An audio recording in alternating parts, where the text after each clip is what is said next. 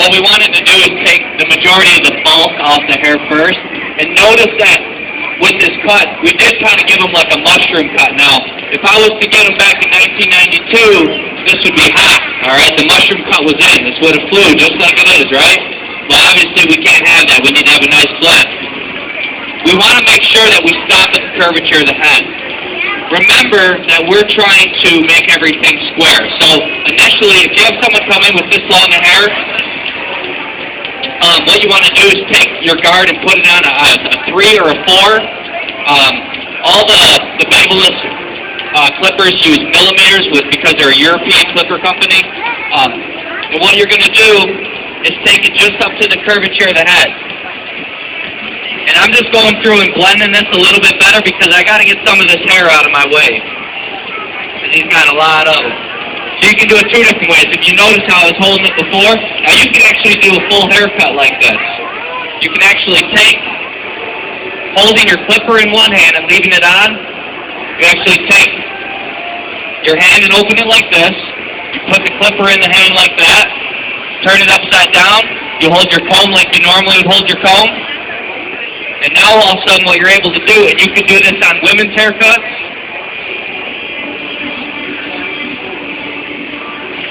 what you're able to do is you're able to get more precise lines, and you can actually do it on long haircut, and you're able to work faster. And because of the technology that the actual blade uses, you're able to cut hair, and it doesn't have to be, you're actually able to do it without it catching up. So you're able to take larger sections because of our blade technology. This is the only blade in the world that's made like this. A normal blade, if you guys done a full haircut before and you get through the whole haircut and then you notice that you got a couple, 2, 3 hairs still standing up, or you got 20 hairs standing up, and you ask yourself, how did that ever even happen? How did I do a whole haircut? I know I went over it 100 times and there's still 2 or 3 hairs standing up. I don't understand it. That's because if you were to look at a normal clipper blade, it looks like a bunch of little swords because they're tapered like this. What they do is they go through and cut. Well, once in a while, instead of actually cutting the hair, it'll actually push it out of the blade. And it'll run over it, and then it'll pop back up when you lift the clipper up. This design actually uses a 45-degree angle where the blade actually sickles out like this and has a flat cutting surface. So we're not only cutting the hair from head on, but we're also grabbing the hair as we pull through and cutting all the hair. So you're cutting 3 times as much hair, and you're cutting it faster. And you're able to do all the women's haircuts.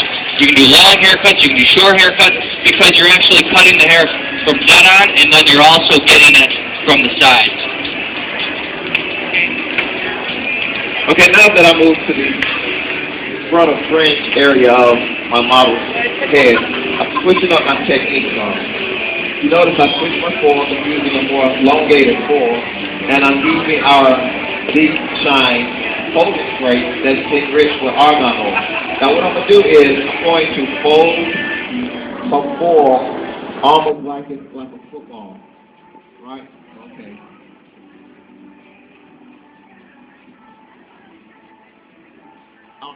I feel like a football, and I forgot. Okay, maybe y'all didn't grow up playing paper football as a little kid in school.